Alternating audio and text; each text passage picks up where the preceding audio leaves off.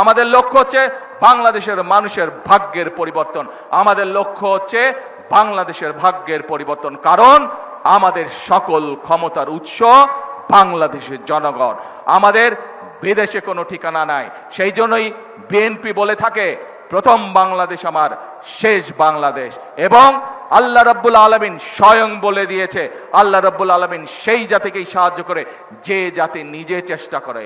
প্রিয় ভাই বোনেরা, আমাদের বাংলাদেশের আশেপাশের অনেক দেশ, আমরা যখন 1971 সালে স্বাধীনতা লাভ করেছি, সেই সময় অনেক দেশ আমাদেরই মতন ছিল, কিন্তু বিগত 50 বছরে তারা পরিশ্রম করেছে এবং তারা তাদের দেশের চেহারার অবস্থার পরিবর্তন করেছে, তারা তাদের মানুষের ভাগ্যের পরিবর্তন করে গিয়েছে।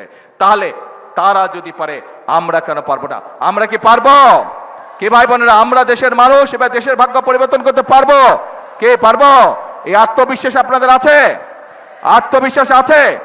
আসুন তাহলে আমরা নিজেদেরকে সতর্ক রাখবো, যাতে আর কেউ এই দেশে বিশৃঙ্খলা তৈরি করতে না পারে, যাতে করে আর কাউকে আমরা সুযোগ দিব না জনগণের শান্তি নষ্ট করে 173 দিন হরতাল করবে, সেই সুযোগ আমরা কাউকে দিব না।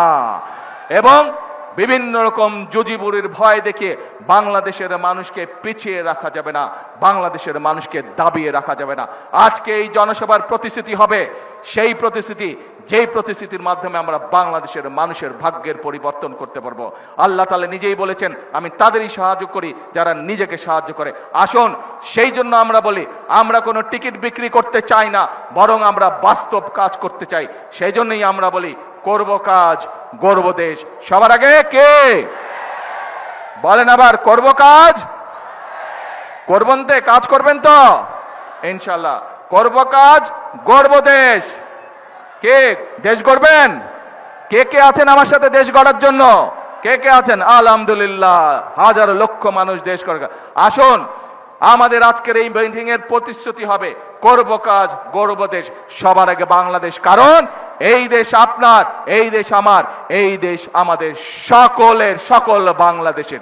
আমরা নির্বাচনের আগে বলেছিলাম যে বাংলাদেশে মসজিদগুলোর কথাই বলুন, মাদ্রাসা কথা বলুন, বা অন্য ধর্মের যেসব উপাসনালয় আছে, সেখানে যে সকল ব্যক্তিবর্গ আছেন, ধর্মীয় গুরু বা মসজিদের ইমাম বা খতিব বা মুয়াজ্জিম সাহেব যারা আছেন, তাদের জন্য আমরা বলেছিলাম, এই মানুষগুলো অনেকেই আছেন মানবতর জীবন যাপন করেন। আমরা বলেছিলাম, আমরা সরকার গঠনে সক্ষম হলে আমরা এই মানুষগুলোর জন্য সম্মানের ব্যবস্থা করব। আপনাদের দয়া, আল্লাহর রহমতে সেই কাজও আমরা শুরু করেছি। বাংলাদেশের এই মসজিদ বলেন, বিভিন্ন ধর্মীয় প্রতিষ্ঠা বলেন, সেখানে যারা ধর্মীয় ব্যক্তিত্ব আছেন, গুরু আছেন, তাদের সম্মানের ব্যবস্থাও আমরা করেছি। প্রিয় ভাই বোনেরা, আমরা বলেছিলাম বিএনপি সরকার গঠনে সক্ষম হলে পরে আমরা কৃষকদের ঋণের যে 10,000 টাকা পর্যন্ত কৃষি ঋণ ছিল, সেই কৃষি ঋণ আমরা সুদ সহ মওকুফ করব।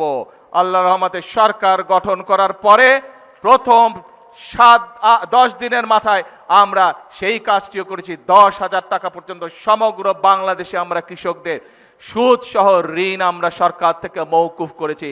সারা বাংলাদেশে প্রায় 12 লক্ষ কৃষক এই সুবিধা ইনশাল্লাহ পাবে।